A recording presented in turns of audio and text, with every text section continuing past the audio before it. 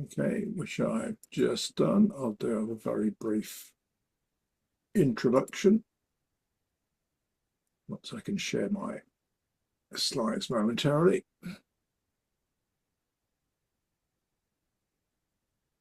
Okay, which I should now be doing. So welcome everyone to our weekly DNS call, which as should be apparent from the screen, we're continuing the discussion from a couple of weeks ago, where we're talking about the sort of zero trust and the DNS. So I'll refer you to the recording from the call of the 16th if you've not caught up with that yet, where we had Tommy Jensen and Aditi Patange from Microsoft and David Redekop from ADAMnetworks, sort of discussing sort of zero trust and the DNS in the context of their respective products. Sort of just teasing out some of the sort of pros and cons of that. So mainly in the context, I think, of a sort of enterprise audience, but not exclusively. And I thought it'd be useful, given that very recently, sort of Cricket put out a piece, a blog post on for Infoblox on the same topic. So I thought it'd be quite good to continue the conversation, broadening the panel. So the plan for today is to sort of kick off sort of with really covering some of the same ground with Cricket, and then we'll sort of bring in Aditi and Tommy and David and see where the conversation takes us from there. So that's the plan. Hope that makes sense. But it will be quite fluid, just seeing what comes up. So perhaps Cricket, then if I can start, maybe give you an opportunity, since I referenced the blog post that you put out a few weeks ago now. Did you want to pull up perhaps a couple of points from that? And then I've got a couple of questions for you. So I'll give you a chance to make some opening comments first, if you would like. Sure, sure. So for those of you who are maybe about my age and raised in the United States, you may remember that there was a very old ad campaign for Reese's peanut butter cups where these two kids are walking down separate streets. They run into each other, and one of them ends up dunking his apparently open chocolate bar in her in her jar of peanut butter. Um, Inviting the question, do people really walk around with open jars of peanut butter? Not where I grew up, but anyway. But one of the things that I thought was that the ZT DNS concept was a really nice combination of encrypted DNS and, on the other hand, protective DNS. I'm a big fan of protective DNS. I imagine that many of you are too, given the fact that they're in this forum. But of course, one of the problems that we've had over the years is there's software that can circumvent protective DNS. We've seen, for example, various web browsers that just ignore your system resolver settings and decide to do their own thing and send queries off to folks you may or may not have any kind of relationship with. And ZTDNS kind of deals with that. ZTDNS actually says, look, I'm going to enforce this in the operating system. You're not going to use an unapproved non-protective DNS server.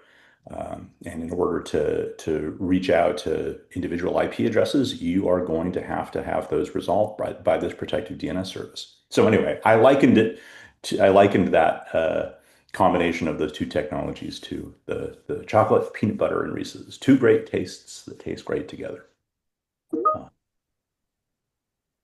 For those of us not from the US, I haven't seen that campaign, but I can imagine it. Andrew, there's a link in the blog.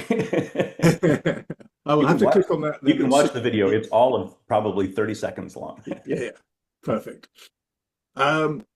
Okay, well, yeah, so perfect perfect partners in that case. So to ask the question that I asked your fellow panelists last, well, I'd say last week, the week before last. So is Zero Trust and the DNS the security solution that CISOs have been searching for? I certainly think it's a solution. That they may not have been searching for it because, in my experience, CISOs don't often sort of turn to DNS as a solution. That they too seldom do. But I do think this is going to be a very, very handy tool to have in your tool chest. It'll address a lot of issues, and I hope that other operating system vendors have the prescience to implement similar sorts of mechanisms. I think Microsoft's sort of leading the way here. Hmm. Uh, but yeah, I don't know if others share this experience, but I've spent a lot of time speaking with CISOs and folks in IT about DNS as a security tool, and it's somewhat shocking how few of them actually thought, "Oh yeah, sure, that's a natural kind of approach to my security challenges." Yeah, fair.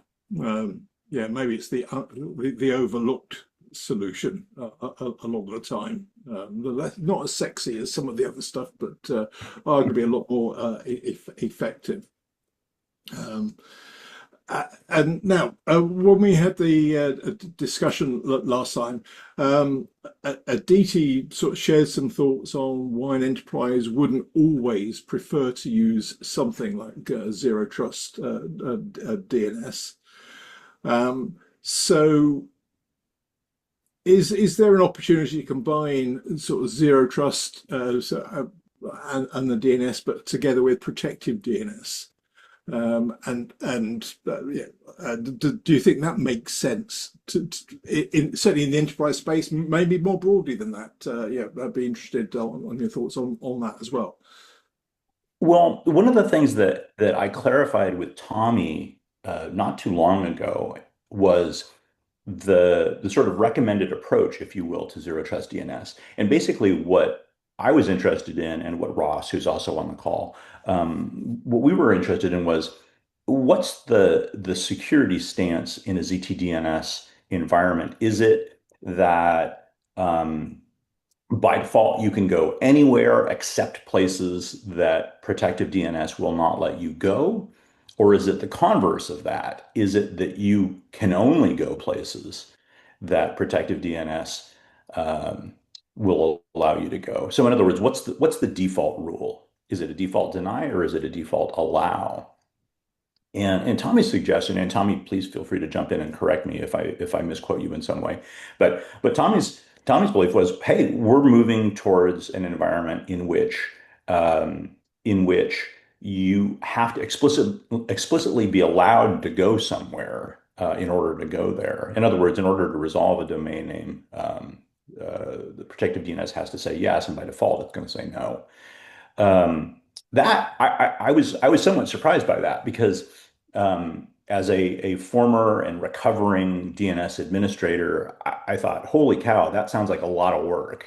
That sounds like a real Sisyphean task to have to constantly monitor which domain names need to be resolvable in my environment in order for all of my operating systems, my applications, and so on to work. So I could definitely see that variety of ZTDNS being optional. For me, if I were a CIO, I might say, yeah, that's a step a little bit too far. But on the other hand, I can't see any good reason not to deploy the variety, say a flavor of ZTDNS in which the default is to allow resolution, and we're just going to stop resolution of suspicious and malicious domain names, if that makes sense. Yeah. So you'd marry that with a sort of protective DNS in that case, I guess. That's right. That's right. Yeah. Yeah, which makes sense. Okay, well, let's on that point then, since you referenced sort of Tommy, let's bring in Tommy, Aditi, and David. What are your thoughts on the sort of, marrying those? And then I will come into, I can see Tom's raised his hand, so after that we'll maybe broaden out and see what comments and questions other people have. Certainly. So that merging was exactly what we had in mind when we were getting ZTDNS off of paper into code in the first place, because there's proper zero trust always involves explicit permission rather than implied permission. But even though a lot of things are resolved by domain name today, not everything is, and the list is very large. Bringing in Greek mythology is an appropriate response, I believe. So there are steps along the way, right? The value in Zero Trust DNS as a concept, no matter who implements it, really comes down to the fact that it is implicit or explicit permission required. The key example being app space encrypted DNS. If an application wants to establish its own DNS connectivity, maybe it can, maybe it can't, but those resolutions become useless if enforcement is done based off of the permitted resolver, because then those queries have to be repeated through whatever the protective service is rather than being done by somebody else. So you can have a combination. You don't need to have the task be Herculean or Sisyphean, depending on whether you see the glass as half empty or half full. You can instead have a fairly permissive resolver even for a while, be your protective DNS resolver. And it still says, I still want to see everything. I'll still let you go most places, but that way you get better visibility into movement of applications, malicious or not, to inform future revisions of your name policy. And Tommy, I think when you first came on the call and talked about the early days of your product, the volume of sites that people went to was surprisingly low, from what I recall. Is what's the metric currently that you're seeing, just as a ballpark? So still for human management, it's not great, but from an automated management perspective, the order of tens of thousands is very workable. And we expected to see a lot more than that. And honestly, most people are pretty boring, as it turns out. The system contacts more domain names than the human does. By a stretch. And so as you get to understand your deployed software and platforms, that's the lion's share. Yeah, which makes sense, I guess. And that's for enterprise sort of deployments, I guess, in your case. Maybe then let's bounce the same question to David. And also your thoughts on protective DNS and zero trust. Well, in your case, don't talk to strangers as a service. So, do you want to cover both of those? I would echo what Tommy just mentioned now about the combination of the two being our goal at the outset as well.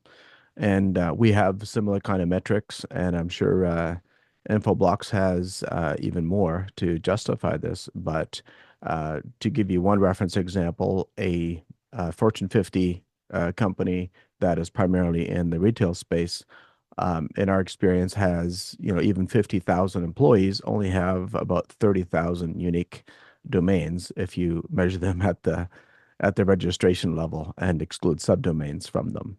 And that aspect of being able to come up with a legitimately required set of domains for an organization is possible if it's done passively over a period of time, is our experience. And then treating anything new as potentially suspicious that needs to go through a workflow does make it possible. So the number science is quite interesting when you take a look at the fact that about 600 plus million domains are being used on a monthly basis. But out of those 600 million, if you want to identify threat actors versus if you can correctly identify 30,000, then you suddenly have your default denial be a massive security posture with as long as the environment or a specific user group can tolerate there are going to be some false positives. And as long as they can tolerate the weight and the hold for that to be added, then you can easily determine the risk reward scenario for that. I would also like to add that traditionally at the edge, we would apply a one-size-fits-all protective DNS policy, but I don't think we need to do that anymore. We're not that limited. We can easily apply a different policy for your highly sensitive network that should be on a very strict human curated allow list and absolutely nothing else, right? And that's how you would prevent things like Solarigate from ever happening again, right? So those are just a couple of immediate comments, but I would echo what Cricket said. And by the way, I really like the idea of taking what so many of us take for granted, the world of DNS that we live and breathe daily, to make it a little bit more digestible for the non-technical audience. Because one of the challenges that we have before us, I think, is for more people that are in a decision-making capacity, especially if you go to smaller enterprise and SMB, the people that don't appreciate the role of DNS anymore. Because on the way here this morning, I'm going to socialize an idea with this particular group, if you don't mind, Andrew. But I feel like what it used to be just infrastructure, and that infrastructure stuff is so solid, everybody understands the infrastructure aspect very, very well. But then we got to the point of adding intelligence. So that's the infrastructure first eye, intelligence as the second eye. But now we have this aspect of identity, so the third eye. And so if we can somehow come up with another Reese's peanut butter analogy for the three eyes, that would be pretty cool. Because I think that is the story that somehow needs to be told to decision makers to bring. I think this reflects one of the blog articles that you had listed in your email out, Andrew, where it really needs to be revisited. And that revisitation needs to be done by a broader set of decision makers. And just to clarify, I think it's implied in what you just said, David, Tommy talked about a sort of a permissive environment for a typical deployment initially, and maybe tightening up as you learn what's in use. So that sounds like that mirrors your experience as well, in terms of the right approach most of the time. Yeah. Yes, I would say, and we've done enough deployments where the security posture was a strong enough requirement that initial exercise was worthwhile.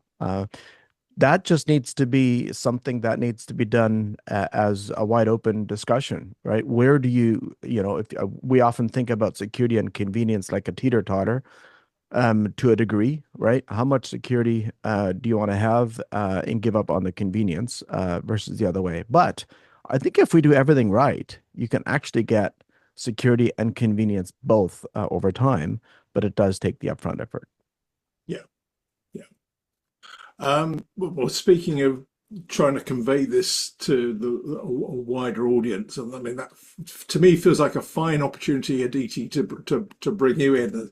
And I was a former product manager, and that was the sort of thing that I had to do. So I'm guessing you have to try and sort of translate this into the sort of terminology that does appeal to your typical CISO, that, as Cricket said, is maybe not immediately thinking of the DNS as part of their toolkit.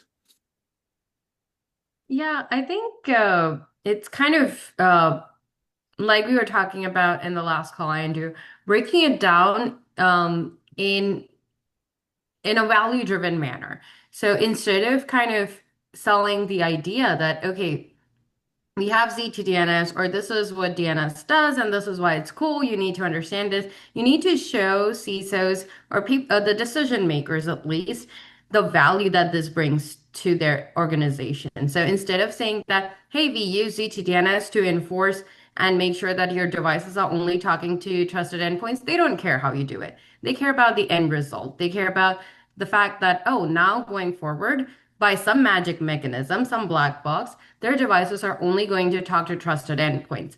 That's the value prop that they like to listen to. So I think if we talk about the value that it delivers for decision makers, yes, the technology may not be as exciting, but people who are operating it, the IT admins or the people on the keyboard, they get really, really excited about the technology. So the pitch really differs based on who you're talking to and then what excites them or what makes them successful in their jobs.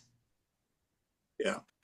As you say, maybe it's not as sexy as some of the stuff that was being touted at RSA. On the other hand, I guess my experience, a lot of CISOs don't want excitement, so perhaps that's a good thing. Let's be dull. Let's be boring. That doesn't, in the security environment, that's maybe a plus rather than a minus in my view.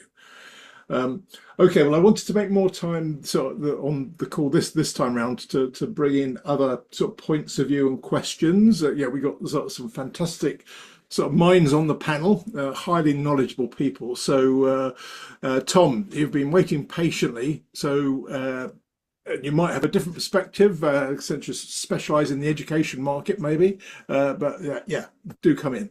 Well, if you were looking for highly knowledgeable people, I don't know, maybe not the place to start. But anyway, let's see.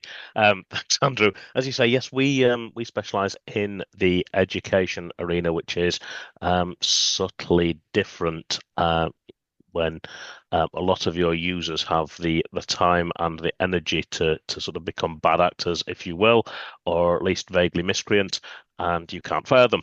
I think we're going to either end up implementing ZTDNS or using ZTDNS, depending on what will fit for us. I liked, I think it was Alexi's comment in the chat about grey listing.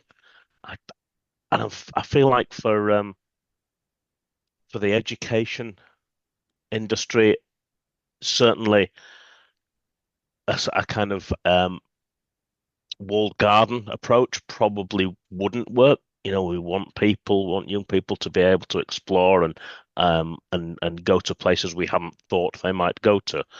On the other hand, the challenge we have is that within a browser we can be pretty discriminant, because we can, on a managed device, we can stick an extension into the browser, and we can understand pretty deeply what the young people in our care are doing inside that browser, and whether that might constitute risky behavior or something that we need to consider more deeply. However, outside of the browser, things are much less clear cut, and you have to say, well, we've got these apps that we want people using and these apps that we don't want people using, but some of those apps also allow you to effectively spawn a web browser. So it's a big challenge, really. What I can see as going to as a solution is basically outside the browser. It's walled garden, but inside the browser we say, well, we've got more visibility inside the browser. So actually we're going to let that have at it at a DNS server that's got a small list of sites that we shouldn't go to. Does that make sense? So sort of a hybrid zero trust and sort of protective DNS effectively. Yes. Depending on what triggered the query. Yeah, and of course, last call, which I'm sad to have missed, but I did catch up on the video. There was the talk of saying, "Hey, we're going to let Microsoft Teams have a sort of freer run because it needs a load of IP addresses that we might not be able to predict in advance, or Zoom or something like that." I can see a world for us definitely where that's the kind of freedom we want to give people.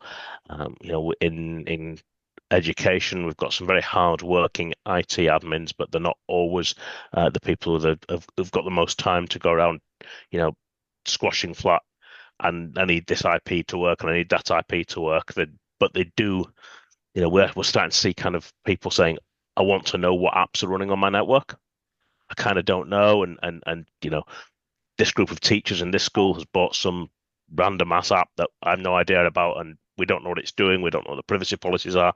So I think tightening that up Someone pointed out that it's a good way to tighten up what's running and do that hard inventorying. I think that too would be incredibly useful in that environment. So I'm hoping that the stars can align and we can end up using the Microsoft TDNS implementation rather than having to invent our own.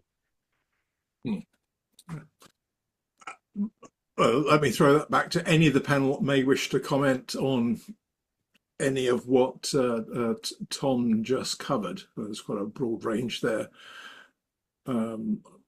including maybe, I think David and Tommy previously you'd mentioned about maybe there's a space for a sort of a standard for that sort of sharing of the IP addresses, etc., to sort of simplify the configuration aspect. So I don't know if you want to bring that in or anything else you may wish to comment on.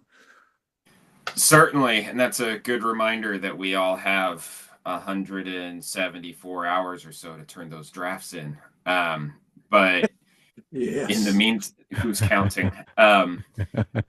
David, I'll let you talk about that. I just wanted to quickly point out that you're correct. There's also this thing brought up in the chat that aligns with is, how do you actually know what to align? That's a large inventory problem. That is where gray listing becomes an attractive feature. Two things there. One, if you just do go pure gray listing, things are pretty well improved by maintaining what you think your allow list is, because you can start calling the allow list from your needs to be reviewed security logs so that whatever system is doing the ingesting and the analysis doesn't get DOSed, because you can reduce what it actually needs to look at, even if you always run in a gray listing mode. But then the other is, this highlights an opportunity for offloading, because small to medium businesses are not going to have the dedicated staff who understand what the DNS is, who understand the nuanced trade-offs of allowing certain left star domain patterns. Someone brought up CDNs in the chat. If I allow, star.blobstorage.popularcdn.example, what have I really allowed? That creates a business opportunity for vendors to provide protective DNS services that humanize that says, our company has a dependency on the following 50 vendors. Can you please just allow the things those vendors care about and need? We don't want to have to keep up with it. We'll pay you to do it. Now you've got a real win-win opportunity for the ecosystem. Yeah, it's an interesting idea of, I mean, at Infoblox, we think of producing feeds for RPZ or whatever as being negative, right?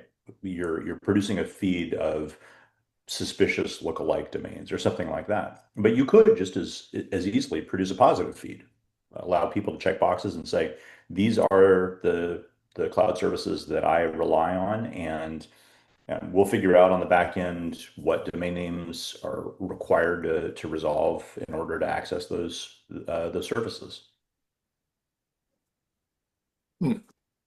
Yeah, I find it interesting too that the product that many in this group might be familiar with is called Pi-hole, that they literally introduced a whitelisting or allow listing functionality that would utilize such a feed, right? Which is just taking the inverse.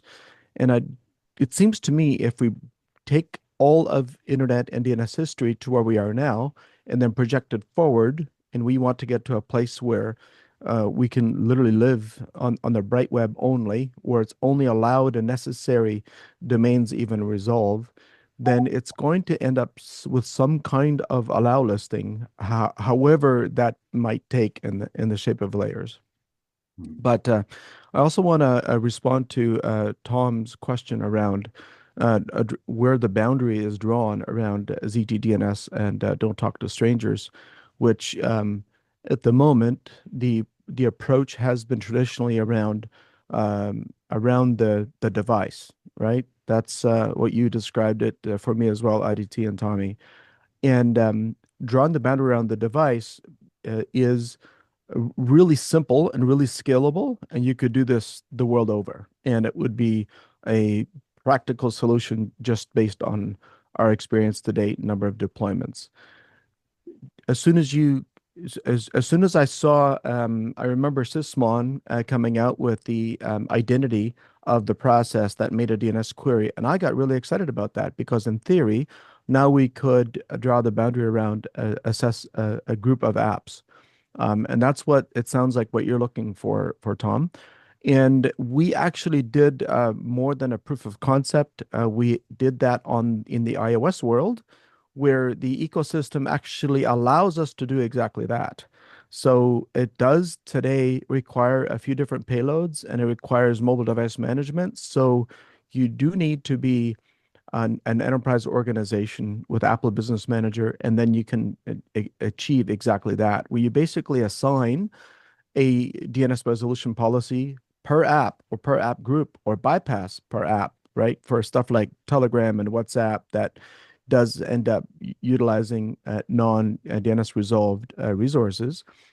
You can either bypass the app if you trust the app vendor, or you can bypass by allowing certain destination IP ranges access limited to ports, protocols, and so forth.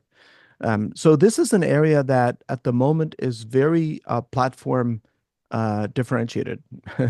But I think the direction that you're thinking, Tom, our long-term vision is exactly that, where you're going to draw a default boundary around a device that will be very strict, and then you're going to add a more flexible boundary for devices that already have a superior level of visibility. And we're thinking that like an enterprise browser space, because the enterprise browser ecosystem is a very competitive field today, which means it's very, very feature rich. And lots of organizations already feel that they have enough control just in the enterprise browser space by itself. So I think that seems to be the direction that we're going. But I'd like to throw that back to you, Aditi, Tommy, if that's something that's been considered for the long term, because I think that would be pretty cool. Yeah, so I think I'm gonna take a quick stab at it, and then Tommy probably has more to say here. When it comes to Windows and having, like you were mentioning, David, having some process level enforcement on, let's say, process A is allowed to talk to a set of domain names, and then process B is able to talk to a different set of domain names. That just due to the sheer architecture of Windows is so difficult to do because you may have, let's say, one application that initiates the DNS query, but then that query goes to a different process and then goes to a different process, and then it actually leaves the device. So in Windows, it becomes kind of tricky to figure out who is the originator for this DNS query, and then the cascading effect turns out to be that it's really hard to do process level enforcement today. And we've thought about it. It seems exciting, but we just don't have a good answer for that now. Tommy, do you want to add anything else? Yes. So there's some really fun / terrifying edge cases when you talk about drawing process boundaries within Windows specifically. Some operating systems are more restricted where the more you sandbox, the less you have to worry about this. But otherwise, there are two cases one needs to worry about with process boundaries. One is code injection. Anytime a process has the ability to load a library into another process, then it will appear to be the process hosting it and not itself. Where did that come from? The other is, by design, there are processes that execute on behalf of others. So, for example, we ran into a customer recently who was trying to do some fun things with the firewall unrelated to ZTDNS, where they were saying, we're only going to allow outbound traffic to the following processes. And they ended up breaking some of their use cases because there's this library in Windows called delivery optimization that's used by lots of other processes as a simple, download this file for me, please, very performantly. I don't want to implement networking library. And so a lot of the network traffic shows up as coming from delivery optimization processes, not from the processes that originally requested the data be downloaded in the first place. These both create problems for processes by doing process boundary, which has led ZTDNS to be the machine is the boundary design. And Tommy, just while you're talking, did you want to You don't need to, by the way, but anything you wanted to expand on Edge specifically, given that there was a question or two in the chat on that, or do you think you've covered that in your comments just now? I won't say anything more than I've put in the chat. I am not on the Edge team, and I don't want to speak on their behalf. Fair enough. Yeah, it's always good to know your own boundaries. Yeah, yeah, brilliant. I mean, we've talked about the sort of easy one, if you'll forgive me, at the moment, sort of the enterprise. But I mean, cricket. Do you see any of this being applicable, let's say, in the public resolver space, or is that way too hard for the techniques to be useful? Interested in if you have any thoughts on that. You mean in the great big recursive DNS server in the cloud space? I mean, since Darren's on here, it's a quad 9 to randomly pick a one, let's say purely because it happened to be my eye line. But yeah, public resolvers, open resolvers. Well, I certainly don't want to make any kind of assumptions about the technology that the big public DNS resolvers have, but obviously it would require some pretty sophisticated some pretty sophisticated back-end technology in order to make that possible. Of course, they already have a certain amount of that. If you're doing, for example, per user policies, then you've got probably the basic tools that you need. But as Tommy said, you'd also like to have this kind of closed loop where exceptions to the whitelist, if you will, are examined, and then the benign domain names dynamically put into this whitelist. I think that's probably beyond the capabilities of most of the big recursive resolver operators today, but that's not to say that they couldn't do it over time. Yeah, fair. Any of the rest of our panel want to come in on that, or I should maybe even ask if any of the people on the call who are involved with this want to? Yeah, since I was mentioned, I'm happy to speak to that a little bit. I mean, yeah, we have a service. The service isn't applicable to everybody on the internet, especially if your organization has the resources and being able to identify their users that is just being talked about. That's not something that I think any of the major resolvers wants to take on. Per user administration. Just we're happy to sit up here and have people use our resources, or forward to us and have their own DNS for their internal and so forth. But that's a bridge too far, in my opinion. And I don't want to see the flood of tickets from individual end users. So everybody has their place in the ecosystem. Yeah, I think that's fair comment, Darren. Who knows where AI may take us in the future, but maybe not just yet. Okay. Do anyone else want to come in rather than me sort of troll through the stuff in the chat? So anything that people want to bring out, either from the chat or that's occurred to you more generally in terms of comments or questions on the topic? And I'll go again, this time not being called out as a 9 open resolver. I was curious about the concept of gray listing in DNS because, in SMTP, it's fairly straightforward in gray listing, and, spammers break RFC and they don't retry, and, you just go on your way. In DNS, you could also break, RFC by not promptly responding with, your answer to the query. And if it's a matter of you have some list where, okay, it's gray listing, you have to ask for the question twice. That's pretty easy for DNS to, or, mom clicks on the bad link twice and all of a sudden it says, oh, you're allowed to go there because she didn't think it did anything on her laptop. So if anybody has, some practical experience with trying this, or thoughts on how that architecture would look, I'd love to hear that. Anyone want to pitch in with the practicalities of grey listing in action?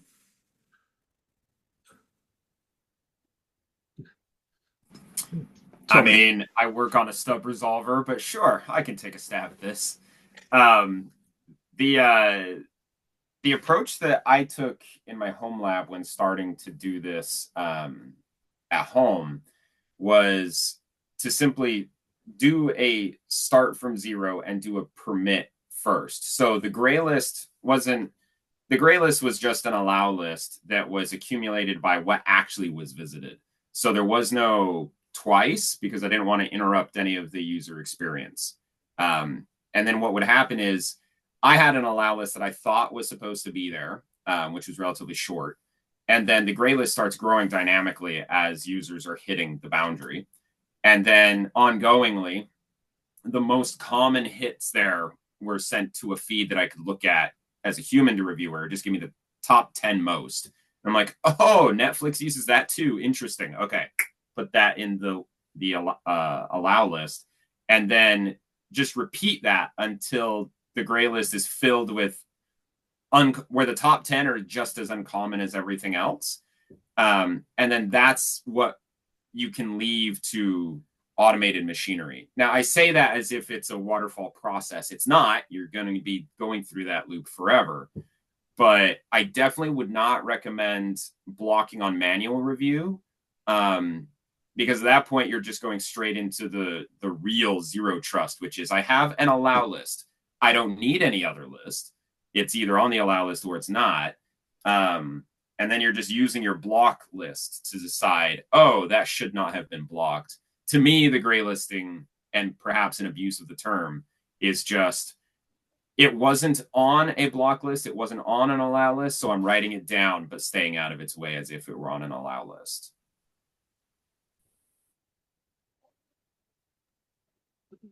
Anyone else want to add to that? Yeah, I would say our approach in terms of actually implementing something similar to that, and we've never used the term gray listing before, but it's a kind of a close proximity, is where if it's not on an allow list, if it's not explicitly known destination with a known good reputation, then a block page allows the user to confirm, well, actually, I do want to go here. This is a link that I do attempt to go to, and it's just a request unblock. And at that point, there's processing that happens, an actual full crawl, looking for all the dependencies, and then mapping that like against the knowledge graph of all the dependencies, and then makes a decision typically within 30 seconds. But that's kind of a user-facing experience of gray listing, and they are actually activating the second request. And the reason we did this years ago is because when you expose the visibility, what Tommy referenced as seeing in his own lab, you do that in a small business or small enterprise or even large enterprise. It is unbelievably revealing, especially if you have the ability to force all DNS traffic. And if you take the zero trust or don't talk to strangers approach, it basically means that if any other resolver is being used, even if it is available directly by IP address, say, to go to 1111, that destination is not reachable. And so what ends up happening is you get a massive amount of exposure and visibility that you never thought possible. And it's usually double or triple the amount of domains that even very well-intentioned and very aware sysadmins think that they need. It's kind of like, how many IP addresses do you think you have in use on your network? I'm sure Cricketoo would confirm that it's way higher than most people's default estimate.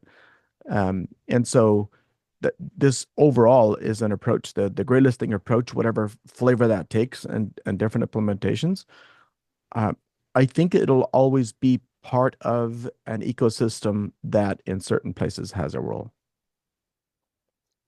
And I can see sort of Darren commented maybe we'd need a different name than grey list, maybe review list or something, but that's an exercise for after the call. Cricket, sorry, do you want to come in on that the question that David posed you, and then I'll go to Alexi? Sorry, which one was that? I don't know if it was a rhetorical question, David. I think it was. David was just saying that I would probably agree that most organizations have a lot more IP addresses than they believe. Okay, right, let's park that then. All right, Alexei, you have your hand raised. Yeah, so I am the one who introduced the word grey listing, and I apologize. So the SMTP style grey listing meant that you ignore the first message, and then after a retry, you allow that, and that can't work very well in DNS because the resolver, the library or stub or whatever, is supposed to try again. And if it doesn't, it wasn't a resolver, it was something else, and you shouldn't have that in your corporate network anyway. But still thinking out loud about, what could make this sort of thing work is that you've got your whitelist and block list and whatever, and then when you get stuff that isn't allowed, you could have some sort of a central or external resource where you could look up what this thing queried is, what is its suspicion rating or reputation or whatever. You could have a set of rules that could auto import some stuff in. That could also be a service for our companies. Okay, so there might be some additional things that we need to bring in to really streamline this sort of medium term.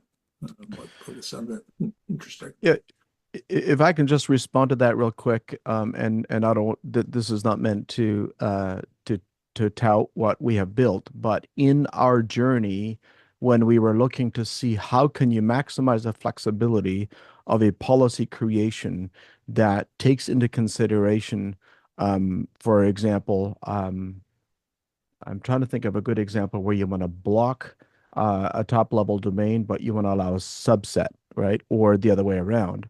And so in the end, what we came up with is 4 different rule types that you need and 4 different policy types that you need in order to be able to have a completely flexible method of saying, always trust this domain. This is on my allow list, but you know what? There's a subdomain that's a known tracker. So I'll give you a good example.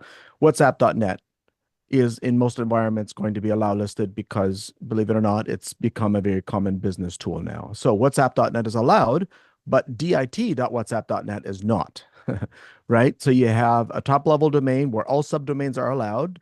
So the left asterisk, but the blocked list overrides an allow list. And so that takes place at 4 different levels within our engine, but in the end, we don't have a single combination today that we can't address, including selectively allow rebinding, selectively disable CNAME collapsing or whatever, flattening, and so forth. Because there are times when there are some strange use cases of where organizations are using CNAMEs to validate licensing, right? But if you actually do CNAME flattening, you kill the whole license validation of a really important gun control piece of software, say, right? And so I'm sure Tommy and Aditi and see Cricket nodding have come across these scenarios, and that's why you need a very flexible way of creating these policies. Yeah, it makes sense. I guess whatever you think people are doing, it's only when you deploy you find out what they're actually doing, and it's sort of way more complicated than you could possibly have ever dreamed up.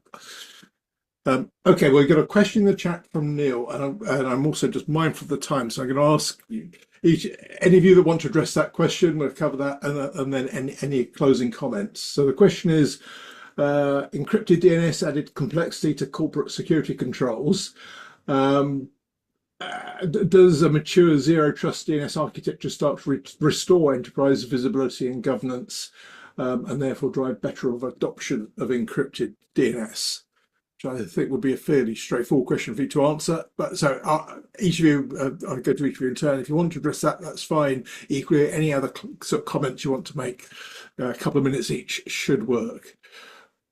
I think one of the most important features of ZTDNS in this particular respect is that it seems to be able to prevent folks from using JRandom encrypted DNS server out on the internet. If that feature were available to you completely outside of the entire ZTDNS umbrella, that would, shouldn't say umbrella, but anyway, outside of that, that would be really useful, because that way one could, I presume, prevent folks from using some non-approved cloud-based encrypted DNS service, which today, with most operating systems, is pretty difficult. Yeah, fair point. Yeah, thanks, Cricket. Anyone else want to come in on that, or any other final comments you want to make? Yeah, just +1 to Cricket's comment. With ZTDNS, it kind of helps enterprises actually get more visibility, because now they have that one trusted server which all their devices in their enterprise are talking to, so they have full visibility from the endpoint as well as the server perspective. Yes, it does use encrypted DNS to protect them, but also they're getting visibility from both ends of the encryption, so they actually get the best of both worlds. Yeah, absolutely. David or Tommy, any last thoughts? I would add not only that Aditi has it exactly right, but add to that the comment that Darren made around ECH. The reality is that ECH is intended to have the last piece of clear text data that crosses the transit to be encrypted, which it achieves now. But the downside is anybody who ran on appliances that relied on SNI inspection to make a source destination decision now lost that visibility. Good news is, with Zero Trust DNS, we don't care, because the visibility now is exposed via DNS records. So you get the best of all worlds, even extended to the ECH side from a sysadmin perspective. Delighted to hear SNI being mentioned towards the end of the call, but I won't rise to it. Tommy, any final thought? I think this is the second time we've done this. Like, I know. we need to have a call where you just let Tommy rant about last-minute grenades. So, I agree with everyone on this point. David especially was pointing out in the chat how these things coexist. The announcement for ZTDNS was specifically tailored to point this out of, look, there's an arms race going on between traditional perimeter security models and end-to-end protocol security developments, and it really needs to stop, because this is not the false dichotomy of user privacy versus enterprise security really is false, because these enterprises also want those end-to-end security features. Ask me how I know this. And, you know, on the one hand, they'll say it's problematic, but on the other, be like, oh, and PS, we need that by next quarter, because it turns out those things are really good for us also. So how do we do both?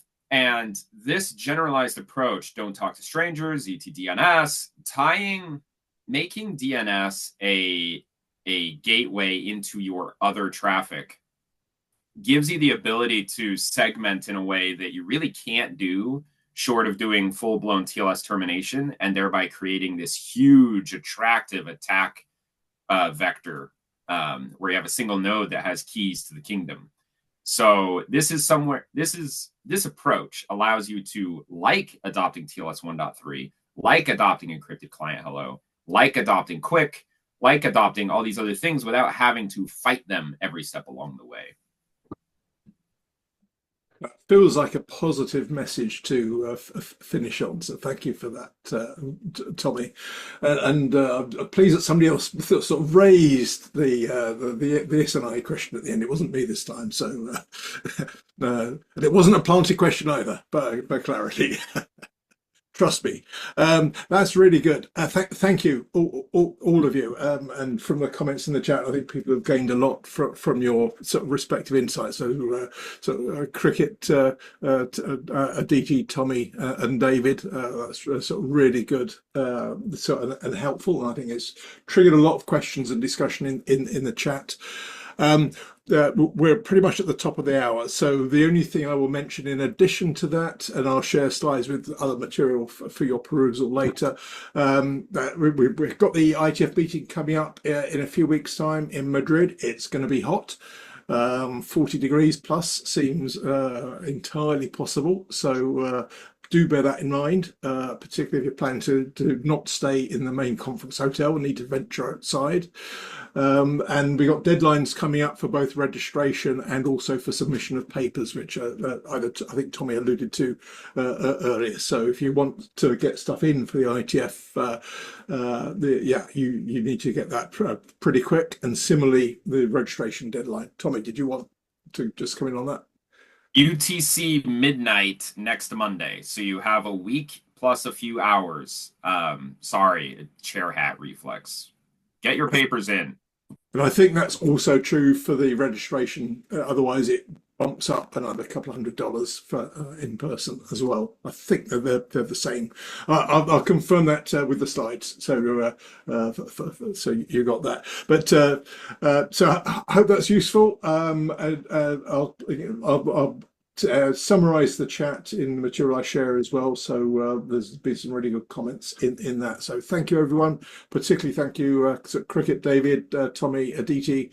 Much appreciate your time. Have a fantastic week, everyone. And see you next week when we talk about DNS for EU, the new European Public Resolver. So catch you all then. Bye, everyone. Good day. Thanks, Andre. Cheers.